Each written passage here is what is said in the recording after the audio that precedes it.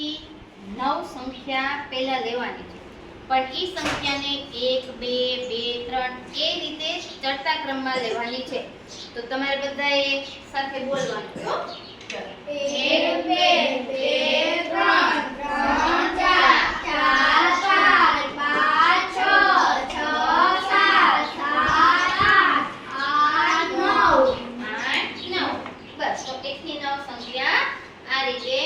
ચડતા ક્રમમાં આવી.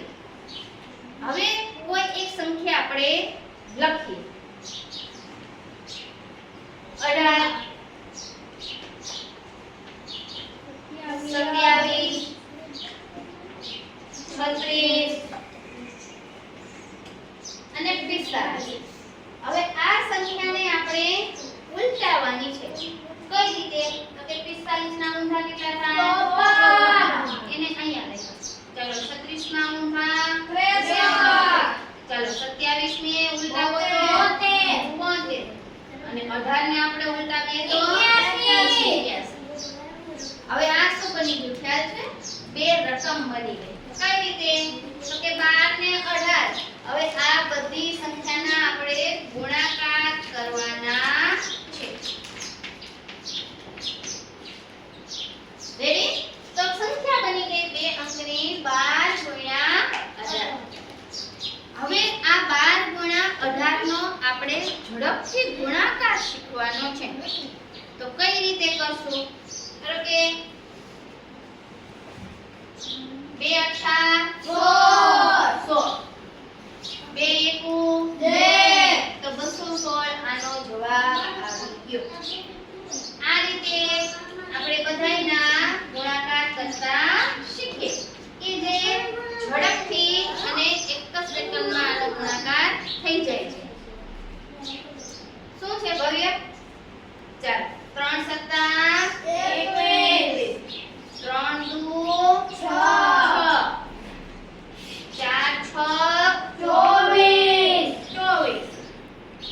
4 તેરી 12. તો 1224 આનો જવાબ થયો. બરાબર? 25 25 20 જો અહીંયા જ્યારે આપણે દશકનો દશક સાથે એકમનો એકમ સાથે ગુણાકાર કરીએ છીએ તો આમ લખીએ છીએ. પછી આગળ જેમ ગુણાકાર કરીએ છીએ એમ આપણે લખતા જઈએ. 6 24 6 પંચા 6 પંચા 30 7 તેરી 21 7 6 42 8 સત્તા 56 8 દુ 8 દુ 16 અને 8 સત્તા 56 9 એકુ 9 9 અઠા 72 અને વચ્ચે અહીંયા મૂકશું 0. તો આ બધાય બે અંકની સંખ્યાના ઝડપી ગુણાકાર થઈ ગયા. હવે આ ક્યારે થાય? સંખ્યામાં આપણે પેટર્ન બનાવી. પેટર્ન બની ગઈ ને? હા. તો આ રીતે ઝડપથી ગુણાકાર થઈ જાય છે કે જ્યારે એકમનો સરવાળો 10 થાય, બરાબર? અને દશકની સંખ્યા જ્યારે સરખી હોય ત્યારે બે રકમની આ રીતે ઝડપથી ગુણાકાર